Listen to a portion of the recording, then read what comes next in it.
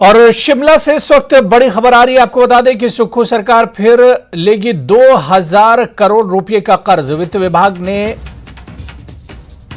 कर्ज की दो अधिसूचनाएं जारी की हैं।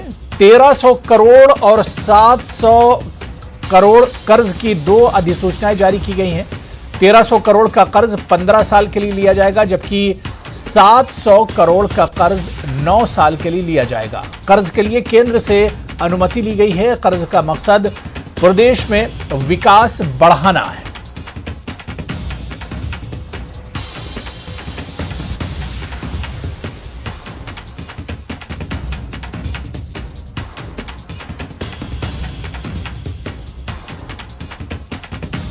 तो शिमला से बड़ी खबर है। आपको बता दें कि सुक्खू सरकार फिर 2000 करोड़ रुपए का कर्ज ले रही है। वित्त विभाग ने कर्ज दो अधिसूचनाएं भी जारी कर दी हैं।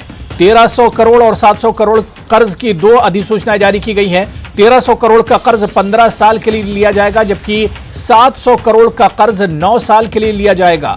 कर्ज के लिए केंद्र से अनुमति ली गई है। कर्ज का मकसद प्रदेश में विकास बढ़ाना है। और चलिए इस खबर पर हमारे सहयोगी रणबीर हमारे साथ फोन लाइन पर जुड़े हुए। रणबीर, खबर आ रही है कि सुक्खू सरकार 2000 करोड़ रुपए का कर्ज ले रही है। जी हाँ, बिल्कुल। इस बाबत जो है वित्त विभाग की तरफ से जो है दो अलग अलग अधिसूचनाएं जारी की गई हैं। एक 1300 करोड़ की अधिसूचना है और एक 700 करोड़ के कर्ज की अधिसूचना जारी की गई है। जो 1300 करोड़ का कर्ज है वो 15 साल की अवधि के लिए लिया जाएगा और जो 700 करोड़ का कर्ज है वो 9 साल की अवधि के लिए लिया जाएगा। तो जो हिमाचल प्रदेश सरकार की सिक्योरिटीज है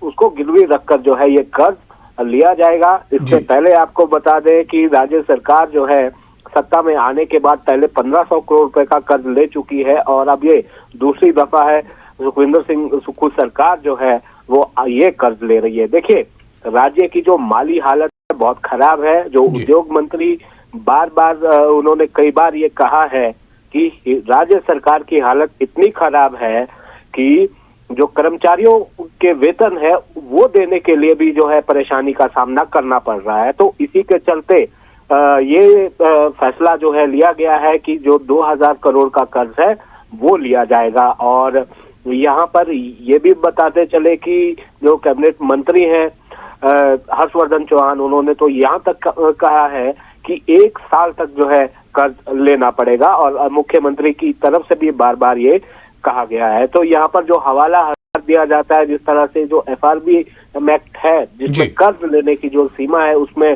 संशोधन लाया गया था। पिछला जो विधानसभा सत्र था, हालांकि वो पूर्व सरकार की तरफ से लाया गया था, तो उसको जो है पारित किया गया था। उसी के तहत अब जो है जो GDP के 6% तक जो है वो कर्ज की सीमा है। तो यहाँ पर अब एक बार फिर से ये कर्ज जो है लिया जाएगा। जो ये 1300 करोड़ की राशि है ये 22 फरवरी लेकिन रणबीर, जो सरकार है वो तो लगातार कर्ज ले रही है, लेकिन कहीं ना कहीं प्रदेश पे ही इसका बोझ बढ़ता चला जाएगा।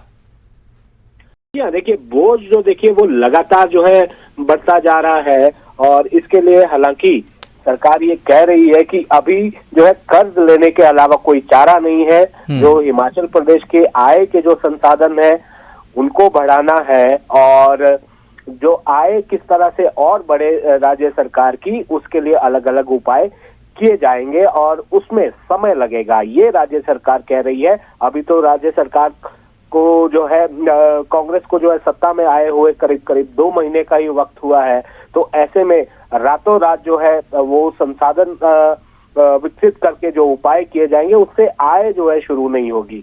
और जिस तरह से कांग्रेस ने वायदे किए हैं, अपनी 10 गारंटियां दी हैं, वो भी एक बड़ी चुनौती है।